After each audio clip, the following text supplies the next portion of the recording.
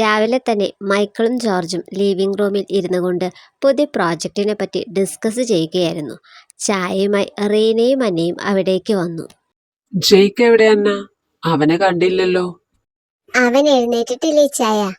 ഞാൻ ചെന്ന് നോക്കിയപ്പോ ആള് നല്ല ഉറക്ക. അത് ശരി, എങ്കിൽ നീ പോയി അവനെ വിളിച്ചുകൊണ്ട് വാ. അവനോട് കുറച്ച് സംസാരിക്കാനുണ്ട്. ഞാൻ വിളിച്ചോണ്ട് വരാ ചായ. ആദ്യം ഈ ചായ കുടിക്ക്. ജിമിനെ താഴേക്ക് കണ്ടില്ലല്ലോടി. അവൻ എണീറ്റില്ലേ? ഇല്ലെന്ന് തോന്നുന്നു, വരുമായിരിക്കും. അവർ അങ്ങനെ സംസാരിച്ചു കൊണ്ടിരുന്നപ്പോൾ ജൂണും ജിനിയും അവിടേക്ക് വന്നു. Good morning all. എന്താണ് രാവിലെ തന്നെ ഒരു വട്ടമേശ സമ്മേളനം? കാര്യമുണ്ടടാ. ഞാനും ചേട്ടായും കൂടി SA ഗ്രൂപ്പ്സുമായുള്ള കൊളാബറേഷൻ പറ്റി സംസാരിച്ചു കൊണ്ടിരിക്കുകയായിരുന്നു. അടുത്ത മാസമല്ലേ പ്രോജക്റ്റ് ലോഞ്ച് സെലിബ്രേഷൻ. ഇന്ത്യയിലായതുകൊണ്ട് നമ്മുടെ ബ്രാഞ്ച് ആയിരിക്കും കാര്യങ്ങൾ കൈകാര്യം ചെയ്യുന്നത്. അതിനു മുമ്പ് കുറച്ച് കാര്യങ്ങൾ ചിട്ടപ്പെടുത്താനുണ്ട്. അതിനെപ്പറ്റി സംസാരിക്കായിരുന്നു. ആഹാ, അത് ശരി. എന്നിട്ട് എന്താ തീരുമാനം? തീരുമാനമൊക്കെ വഴി അറിയിക്കാം. പിന്നെ ജിമിനും ജയ്ക്കും കൂടി വരട്ടെ. അവരുടെ മുൻപിൽ വെച്ച് എല്ലാം പറയാം. എന്താ അങ്കിൾ, എന്താ ഞാൻ വന്നിട്ട് അറിയിക്കാനിരിക്കുന്നത്?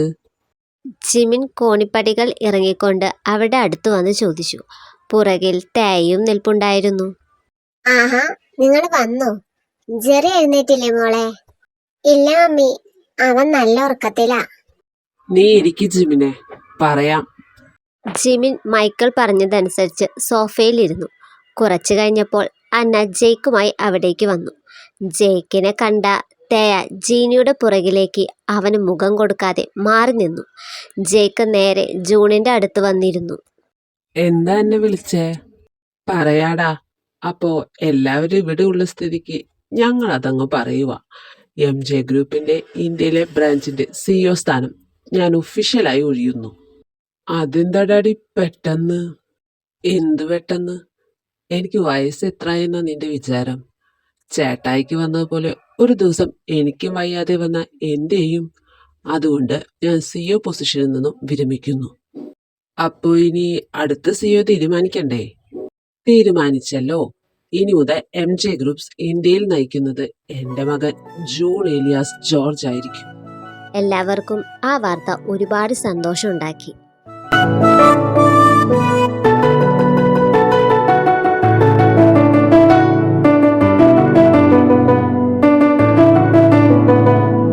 അതെന്തായാലും നല്ല തീരുമാന ചായ.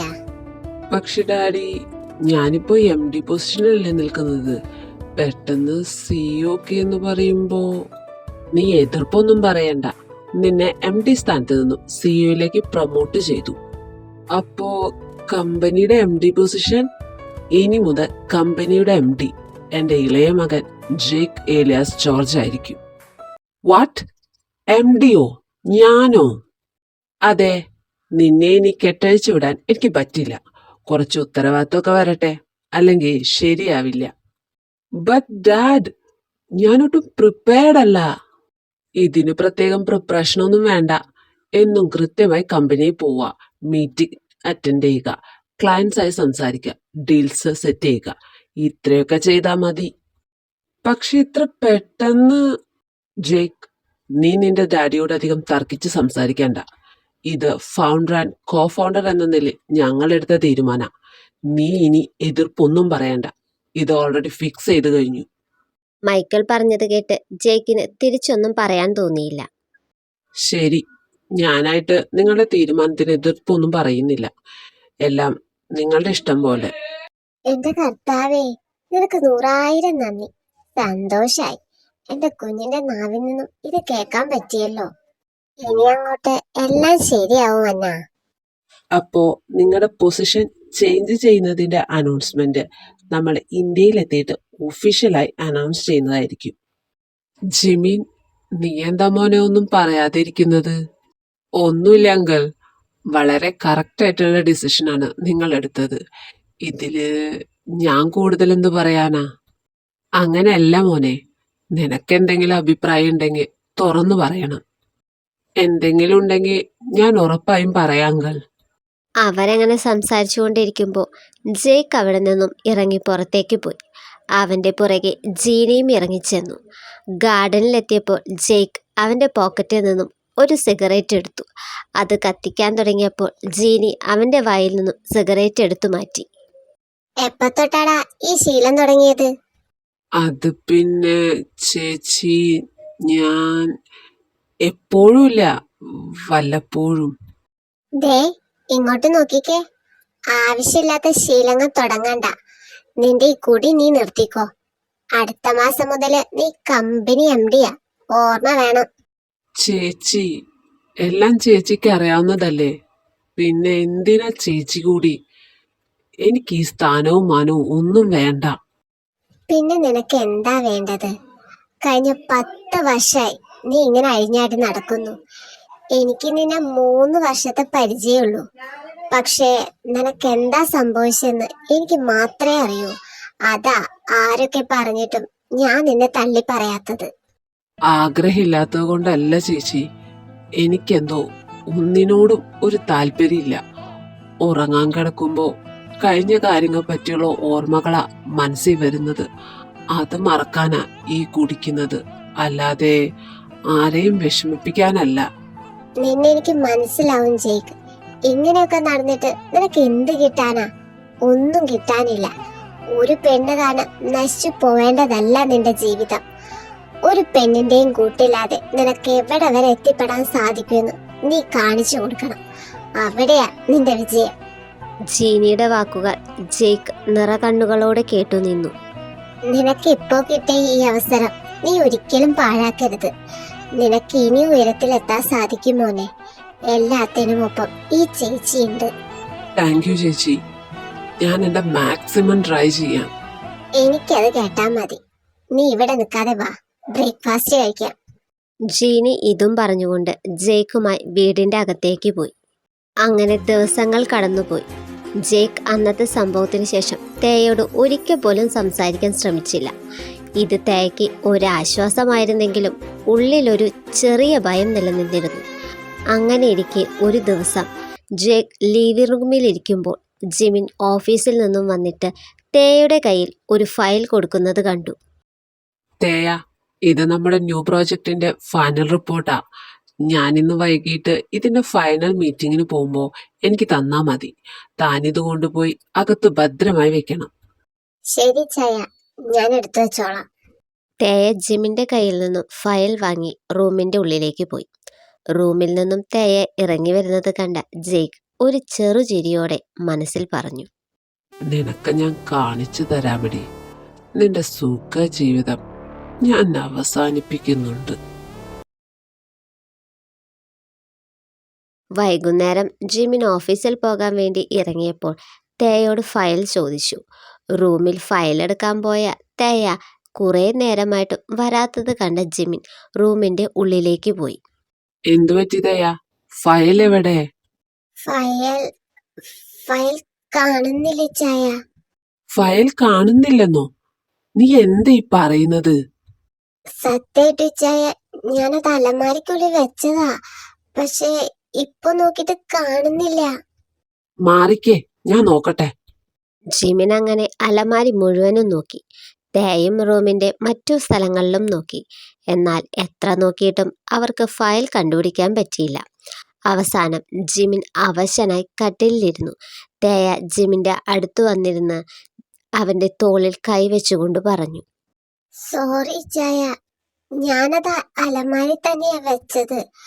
പക്ഷേ അങ്ങോട്ട് മാറി നിൽക്ക്. നിന്നോട് ഞാൻ പറഞ്ഞതല്ലേ ഇമ്പോർട്ടന്റ് ഫയലാണെന്ന്. ഇത്ര റെസ്പോൺസിബിൾ ഇല്ലാതെ ഒരു കാര്യം ചെയ്യാൻ എങ്ങനെ സാധിക്കുന്നു? ജിമിൻ പെട്ടെന്ന് ദേഷ്യപ്പെട്ടപ്പോൾ തേയ ശരിക്കും പേടിച്ചു പോയി.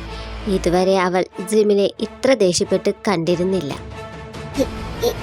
ചായ, ഞാൻ തേയ, ബാക്കിയുള്ള കാര്യം പോലെയല്ല. ഇത് ഓഫീസ് ആവശ്യമാ. ഞാൻ അതിൽ വളരെ സ്ട്രിക്റ്റ് ആണ്. ഇനി അതുപോലെ ഒരെണ്ണം ഉണ്ടാക്കാൻ എത്ര ടൈം എടുക്കുമെന്ന് അറിയൂ? നിന്റെ കയ്യിലേൽപ്പിച്ച എന്നെ പറഞ്ഞാ മതി. എന്താ പ്രശ്നം? അപ്പോഴാണ് അവിടേക്ക് ജേക്ക് വന്നത്. ജിമിൻ തേയോട് ദേഷ്യപ്പെടുന്നതും തേയ കരയുന്നതും കണ്ടാണ് അവൻ അവിടേക്ക് വന്നത്. ജേക്കിനെ കണ്ടതും തേയ വേഗം കണ്ണുനീർ തുടച്ചു. ഒന്നും പറയണ്ട. ഞാൻ തേയുടെ കയ്യിൽ ഒരു ഫയല് കൊടുത്തിരുന്നു. അതിപ്പോ കാണുന്നില്ല. എല്ലായിടത്തും നോക്കിയായിരുന്നു ജിമിച്ച. ഇനി നോക്കാൻ ഒരു സ്ഥലവും ബാക്കിയില്ല. എനിക്കാണെങ്കിൽ മീറ്റിങ്ങിന് പോകാനും സമയായി. ഞാൻ ദേ ഇത് തരാനാ വന്നത്. എനിക്കിത് ബാൽക്കണിയുടെ സൈഡിൽ നിന്നും കിട്ടിയതാ. കണ്ടപ്പോ എന്തോ ഇമ്പോർട്ടന്റ് ഫയലാണെന്ന് തോന്നി. ജേക്ക് തൻ്റെ പിന്നിൽ മറച്ചു വെച്ചിരുന്ന ഒരു ഫയലെടുത്ത് നീട്ടിക്കൊണ്ട് പറഞ്ഞു. ജിമിൻ പെട്ടെന്ന് തന്നെ ജേക്കിൻ്റെ അടുത്തുനിന്നും ഫയൽ വാങ്ങി മറിച്ചു നോക്കി. Thank God, this is it. ഞാൻ ഈ ഫയലാണ് തേയുടെ കയ്യിൽ ഏൽപ്പിച്ചത്. നിനക്കിത് എവിടെ നിന്ന് കിട്ടിയെന്നാ പറഞ്ഞത്? ബാൽക്കണിയുടെ അടുത്ത് നിന്ന്. ഇല്ല, ഞാനിത് വിശ്വസിക്കില്ല. ഞാൻ ഈ ഫയല് റൂമിൽ കൊണ്ടുവച്ചതാ. പിന്നെങ്ങനെ? മതി, നിർത്ത്. ഇനിയൊരു തർക്കത്തിന് എനിക്ക് സമയമില്ല. Jake, thank you so much. ഈ ഫയൽ ഇല്ലായിരുന്നെങ്കിൽ ഇന്നത്തെ മീറ്റിംഗ് അലങ്കോലായേനെ. എനിവേസ്, ഞാൻ ഇറങ്ങട്ടെ, ലേറ്റായി. ഇതും പറഞ്ഞ് ജിമിൻ വേഗം അവിടെ നിന്നും പോയി. ജിമിൻ പോയെന്ന് ഉറപ്പുവരുത്തിയ ജേക്ക് റൂമിൻ്റെ ഉള്ളിലേക്ക് കയറി. ജേക്ക് തൻ്റെ അടുക്കൽ വരുന്നത് കണ്ട തേയ അവിടെ നിന്നും പോകാൻ ശ്രമിച്ചു. എന്നാൽ ജേക്ക് തേയുടെ കയ്യിൽ പിടിച്ചു നിർത്തി. കയ്യിൽ നിന്നും പിടിപിടി ജേക്ക്. എന്താടി, നിന്റെ ഭർത്താവ് നിന്നോട് ദേഷ്യപ്പെട്ടപ്പോ നിനക്ക് കരച്ചി വന്നു? എനിക്കറിയാം ഇതിന്റെ പിന്നിൽ നീയാണെന്ന്. നീയാണ് ആ ഫയൽ അലമാരിൽ നിന്നും മാറ്റിയത്. അതേടി, ഞാൻ തന്നെ അത് മാറ്റിയത്. ഇങ്ങനെ നീ കരഞ്ഞു കാണാൻ വേണ്ടി തന്നെ ചെയ്തതാ. നിന്നോട് ഞാൻ പറഞ്ഞില്ലേ, നിന്റെ ജീവിതം ഞാൻ നരകതുല്യാക്കുമെന്ന്. ഇത് വെറും തുടക്കം മാത്രം. നിന്നെ എന്റെ കുടുംബത്തിൽ നിന്നും പുറത്ത് ചാടിക്കാതെ ഇനി എനിക്ക് ഉറക്കമില്ല. നിന്റെ ഇവിടെയുള്ള നാളുകൾ എണ്ണപ്പെട്ടു കഴിഞ്ഞു. ഇതും പറഞ്ഞുകൊണ്ട് ജേക്ക് അവിടെ നിന്നും നടന്നകന്നു. തേയയ്ക്ക് ബെഡിലിരുന്ന് കരയാൻ മാത്രമേ സാധിച്ചുള്ളൂ. രാത്രി ഒരുപാട് വൈകിയാണ് ജിമിൻ വീട്ടിൽ തിരിച്ചെത്തിയത്. മീറ്റിംഗ് പ്രതീക്ഷിച്ചതിലും അധിക നേരം നീണ്ടു നിന്നു. ഒന്ന് ഫോൺ ചെയ്തറിയിക്കാനുള്ള സമയം പോലും അവന് കിട്ടിയിരുന്നില്ല. കോളിംഗ് ബെല്ല് മുഴങ്ങിയപ്പോൾ വാതിൽ തുറന്നത് സെർവൻ്റ് ആയിരുന്നു. എല്ലാവരും ഉറങ്ങിയെന്ന് അവന് മനസ്സിലായി. അവൻ നേരെ റൂമിന് നേരെ നടന്നു. കോണിപ്പടികൾ കയറുമ്പോൾ ജിമിൻ്റെ മനസ്സിൽ റൂമിൽ വെച്ച് നടന്ന കാര്യങ്ങളായിരുന്നു. ഞാൻ അവളോട് അത്ര ദേഷ്യപ്പെടേണ്ടിയിരുന്നില്ല. അവൾക്ക് നല്ല വിഷമായി കാണും. അവൻ റൂമിൻ്റെ ഡോർ തുറക്കുമ്പോൾ കാണുന്നത് ജെറിയെ കെട്ടിപ്പിടിച്ച് കിടക്കുന്ന തേയാണ്. ബെഡ് ലാമ്പ് ഓണായി കിടന്നതുകൊണ്ട് വേറെ ലൈറ്റ് ജിമിൻ ഓണാക്കിയില്ല. അവൻ ശബ്ദമുണ്ടാക്കാതെ റൂമിലേക്ക് കയറി ഡോർ ലോക്ക് ചെയ്തു. ബാഗും മറ്റും എടുത്തു വെച്ചിട്ട് ഡ്രസ്സ് മാറാൻ ബാത്റൂമിൽ കയറി. ഫ്രഷായി പുറത്തിറങ്ങിയ ജിമിൻ കാണുന്നത് ബെഡിൽ ഉണർന്നിരിക്കുന്ന തേയാണ്. നീ ഉറങ്ങിയില്ലേ? ഇല്ല, ഇച്ചാൻ ലേറ്റ് ആയിട്ട് എത്തുമെന്ന് തോന്നി. ഒന്നും കഴിച്ചു കാണില്ലല്ലോ. ഞാൻ ഫുഡ് എടുത്ത് വെക്കാം. ഞാൻ കഴിച്ചിട്ടാ വന്നത്. സോറി, ഞാൻ വിളിച്ചു പറയേണ്ടതായിരുന്നു. മീറ്റിങ്ങിന്റെ ഇടയ്ക്ക് അതങ്ങ് മറന്നുപോയി. താൻ കഴിച്ചോ? ഇല്ല. അതെന്താ? വിശപ്പില്ലായിരുന്നു. ശരി, ഞാൻ ഉറങ്ങാൻ പോവാ. തേയ ഇത്രയും പറഞ്ഞ് ബെഡിൽ തിരികെ കിടന്നു. നിനക്കെന്നോട് ദേഷ്യാണോ? ഞാൻ എന്തിനു ദേഷ്യപ്പെടണം? എനിക്ക് അങ്ങനെയൊന്നുമില്ല. സോറി ദയ, ഞാൻ നിന്നോട് അങ്ങനെയൊന്നും പറയാൻ പാടില്ലായിരുന്നു. നിനക്കറിയാലോ, ഓഫീസിന്റെ കാര്യത്തിൽ ഞാൻ അല്പം കടുംപിടുത്തക്കാരനാ. അതാ അത്ര ഇമ്പോർട്ടൻ്റ് ആയ ഫയൽ കാണുന്നില്ല എന്ന് കേട്ടപ്പോ ഞാൻ പാനിക്കായത്. നിന്നെ വിഷമിപ്പിക്കാൻ വേണ്ടി ചെയ്തതല്ല. സോറി. വേണ്ട, നമുക്കിനി അതിനെ പറ്റിയൊന്നും സംസാരിക്കണ്ട. എനിക്ക് താല്പര്യമില്ല. ഞാൻ ഉറങ്ങാൻ പോവാ. Good night. ജിമിൻ പിന്നെ തിരിച്ചൊന്നും പറഞ്ഞില്ല. അവനും ബെഡിൻ്റെ മറുവശത്തായി കിടന്നു. പിന്നീട് എപ്പോഴോ ഉറക്കത്തിലേക്ക് വഴുതി വീണു. ദിവസങ്ങൾ അങ്ങനെ കടന്നുപോയി. ജേക്ക് ഓരോ ഒളിയമ്പുകൾ എന്ന പോലെ എന്തെങ്കിലും പ്രശ്നങ്ങൾ തേയുടെയും ജിമിൻ്റെയും ഇടയിൽ എഴുതുകൊണ്ടേയിരുന്നു. ഇതെല്ലാം ജേക്കാണ് ചെയ്യുന്നതെന്ന് തേയ്ക്ക് മനസ്സിലായെങ്കിലും അവൾക്ക് ജിമിനെ പറഞ്ഞ് വിശ്വസിപ്പിക്കാൻ പറ്റിയില്ല. കാരണം ജിമിൻ ഓഫീസ് കാര്യത്തിൽ വളരെ ബിസിയായിരുന്നു. മിക്ക ദിവസങ്ങളിലും തേയും ജിമിനും വഴക്കായിരുന്നു. ഇതുകാരണം ജിമിൻ പലപ്പോഴും വൈകിയാണ് വീട്ടിലെത്തിയിരുന്നത്. അങ്ങനെയിരിക്കെ ഒരു ദിവസം വിക്ടറി ഗ്രൂപ്പ്സിൻ്റെ ചെയർമാൻ്റെ ബർത്ത്ഡേ പാർട്ടിയിലേക്ക് MJ ഗ്രൂപ്പ്സിന് ക്ഷണം കിട്ടി. കുടുംബമായി എല്ലാവരും എത്തണമെന്നതുകൊണ്ട് വീട്ടിൽ നിന്നും എല്ലാവരും പാർട്ടിക്ക് പോകാൻ റെഡിയായി. എന്നാൽ തേയയ്ക്ക് അന്ന് കോളേജ് സ്പെഷ്യൽ ക്ലാസ് ഉണ്ടായതുകൊണ്ട് അവൾ വൈകി എത്താമെന്ന് പറഞ്ഞു. തേയ കോളേജിൽ നിന്നും വീട്ടിലെത്തിയപ്പോൾ സമയം രാത്രി 8 മണി കഴിഞ്ഞിരുന്നു. വീട്ടിലെ സെർവൻസ് അന്ന് രാത്രി ഓഫായിരുന്നതുകൊണ്ട് വേറെ ആരും വീട്ടിലുണ്ടായിരുന്നില്ല. തേയ സമയം കളയാതെ റൂമിൽ കയറി.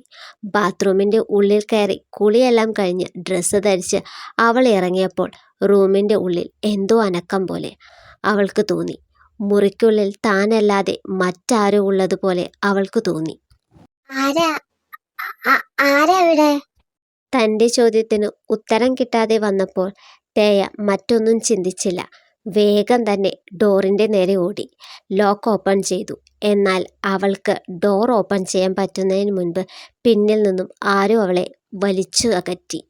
ആ വിട്, എന്നെ വിട്. നീ എത്ര അലറി വിളിച്ചാലും നിന്നെ രക്ഷിക്കാൻ ആരും വരില്ലടി.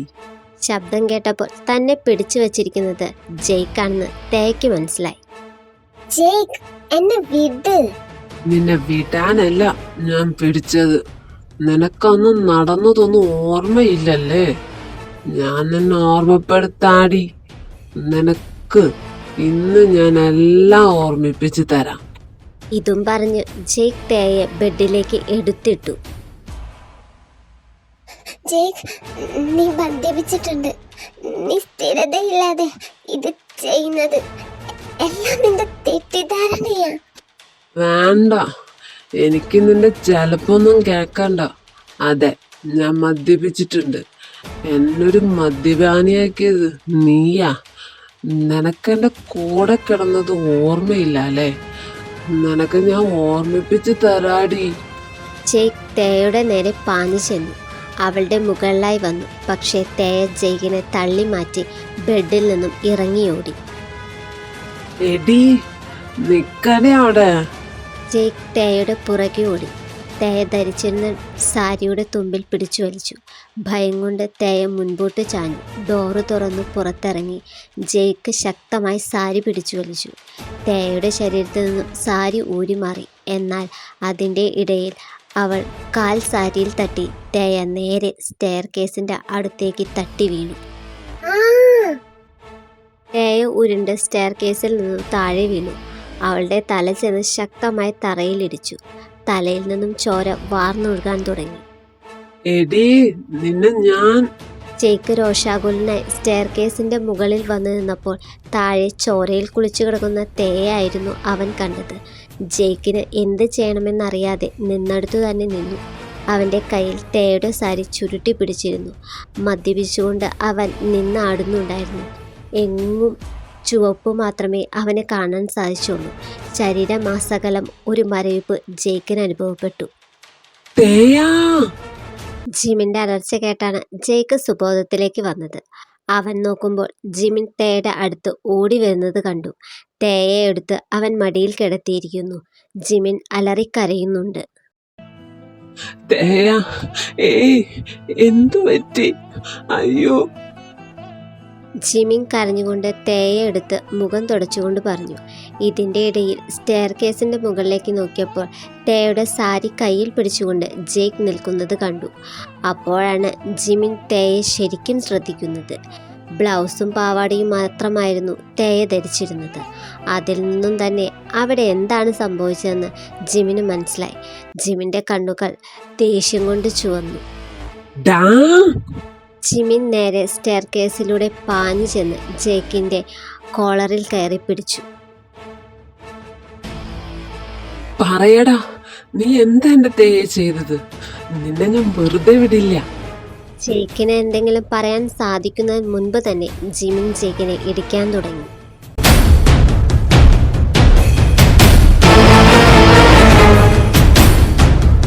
കൊല്ലൂടാ നിന്നെ ഞാൻ.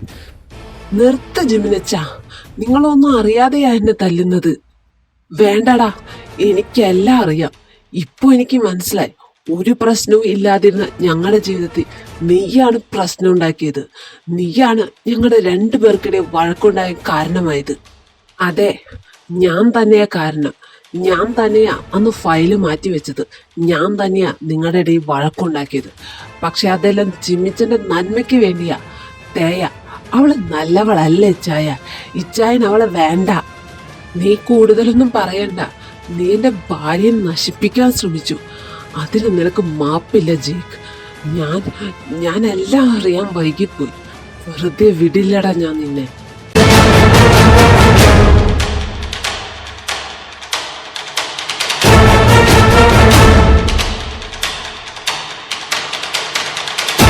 മുകളിൽ വഴക്കു നടക്കുന്ന നേരം താഴെ കിടന്നിരുന്ന തേക്ക് ചെറുതായി ബോധം വന്നു. അവൾ കണ്ണു തുറന്ന് ചുറ്റും നോക്കി. വല്ലാത്തൊരു മങ്ങൽ അവൾക്ക് അനുഭവപ്പെട്ടു. കൈകാലുകൾ ചലിപ്പിക്കാൻ സാധിക്കുന്നില്ല. ഇച്ചായ, ഇച്ചായ. അവൾ കഴിവതിലും ഉച്ചത്തിൽ ജിമിനെ വിളിച്ചു. തേയുടെ ശബ്ദം കേട്ട ജിമിൻ ജേക്കിനെ തള്ളി ഒരിടത്തിട്ടിട്ട് താഴേക്കോടി. തേയ മോളെ, ഞാൻ ഇവിടെ ഉണ്ടടി. ഒന്നുമില്ല, നിനക്കൊന്നുമില്ല. നമുക്ക് ഹോസ്പിറ്റലിൽ പോവാം. ജിമിൻ പിന്നെ ഒട്ടും താമസിച്ചില്ല. വേഗം തന്നെ തേയെടുത്ത് കാറിന്റെ നേരെ ഓടി. ബാക്ക് സീറ്റ് തുറന്ന് തേയെ കിടത്തി. ഡോർ അടച്ച് മുൻപിൽ ചെന്ന് വണ്ടിയിൽ കയറി. ഹോസ്പിറ്റലിലേക്ക് പോകുന്ന വഴിയിൽ ജിമിൻ ഹോസ്പിറ്റലിൽ വിളിച്ച് കാര്യം പറഞ്ഞു. ബോഡി ഗാർഡ്സിനെ വിളിച്ച് എത്രയും വേഗം വീട്ടിൽ ചെന്ന് ജേക്കിനെ പിടിച്ചു വെക്കാൻ പറഞ്ഞു. അവസാനം ജൂണിനെ വിളിച്ചു കാര്യം പറഞ്ഞു. ജിമിനെ, നീ എന്താ പറയുന്നത്? ജേക്ക് തേയെ നശിപ്പിക്കാൻ ശ്രമിച്ചെന്നോ? തേയ സ്റ്റെയർ കേസിൽ നിന്നും വീണെന്നോ? അതെ ജൂൺ, എനിക്ക് കൂടുതലൊന്നും പറയാൻ സമയമില്ല. എത്രയും പെട്ടെന്ന് എനിക്ക് തേയ ഹോസ്പിറ്റലിൽ എത്തിക്കണം. ബാക്കി എന്താണെന്ന് വെച്ചാ നീ യുക്തി പോലെ ചെയ്. എനിക്ക് പ്രാന്ത് പിടിക്കുന്ന പോലെ ഉണ്ട്. ശരി, നീ അവളെ കൊണ്ട് ഹോസ്പിറ്റലിലേക്ക് പോ. ബാക്കി കാര്യം ഞാൻ നോക്കിക്കോളാം. ജൂൺ ഫോൺ വെച്ച് കഴിഞ്ഞപ്പോൾ ജിമിൻ കാറിന്റെ ബാക്ക് സീറ്റിലേക്ക് നോക്കി. തേയ, കുറച്ച് സമയം കൂടി പിടിച്ചു നിൽക്ക്. നമ്മളിതേ ഇപ്പൊ ഹോസ്പിറ്റലിലെത്തും. ഇച്ചായ, എനിക്ക് ഒന്നും അറിയില്ല. ജേക്ക് അവൻ എന്തോ കാരണം ഇങ്ങനെ. നീ ഇനി ഒന്നും പറയണ്ട തേയ, എനിക്കെല്ലാം മനസ്സിലായി. അധികം സംസാരിക്കണ്ട. ദേ, നമ്മൾ ഹോസ്പിറ്റലിലെത്തി. ജിമിൻ ഹോസ്പിറ്റൽ കോമ്പൗണ്ടിലേക്ക് സ്പീഡിൽ വണ്ടി കയറ്റിയിട്ടു. നേരത്തെ വിളിച്ചു പറഞ്ഞതുകൊണ്ട് നഴ്സുമാരും ഡോക്ടേഴ്സും സ്ട്രെച്ചറുമായി പുറത്ത് വെയിറ്റ് ചെയ്യുന്നുണ്ടായിരുന്നു. ജിമിൻ വേഗം കാറിൽ നിന്നും ഇറങ്ങി ബാക്ക് ഡോറിൽ തുറന്ന് തേയെ വാരിയെടുത്ത് സ്ട്രെച്ചറിൽ കിടത്തി. സ്ട്രെച്ചറിൽ വിരിച്ചിരുന്ന ഷീറ്റ് എടുത്ത് തേയുടെ മുകളിലിട്ടു. വേഗം എന്റെ തേയെ രക്ഷിക്കണം. Please save my wife. Mister Jimin, please stay calm. We will do our best. സ്ട്രെച്ചറിൽ തേയെ ഐസിയുവിലേക്ക് കൊണ്ടുപോകുമ്പോൾ ജിമിൻ അവളുടെ കയ്യിൽ മുറുകെ പിടിച്ചിരുന്നു. തേയുടെ കണ്ണ് തുറന്നും അടഞ്ഞുമിരുന്നു. നിനക്കൊന്നും പറ്റില്ല, ഞാനുണ്ട് നിന്റെ കൂടെ. I love you തേയ.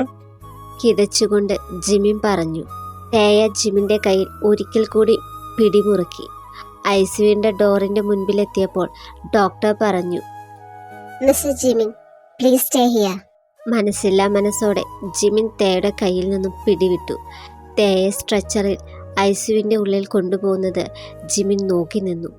അവൻ്റെ മുൻപിൽ ഐസിയുവിൻ്റെ വാതിലുകൾ അടഞ്ഞു. ജിമിൻ കരഞ്ഞുകൊണ്ട് ചുവരിലേക്ക് ചേർന്നു നിന്നു. പ്ലീസ് ദൈവമേ, എന്റെ തേയെ